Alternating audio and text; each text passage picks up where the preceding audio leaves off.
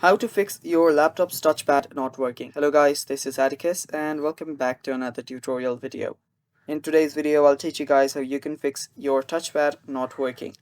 So for this, you will need to add an external mouse. So make sure that you add an external mouse. And after you do that, what you need to do is you will need to head over to your search bar and then search for control panel.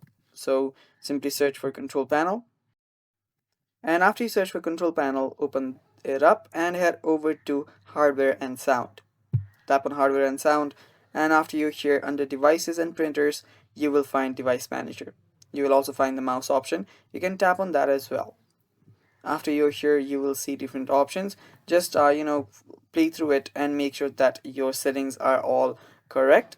And after you do that, you will need to head over to device manager, and on your device manager, what you will find is you will find your mouse.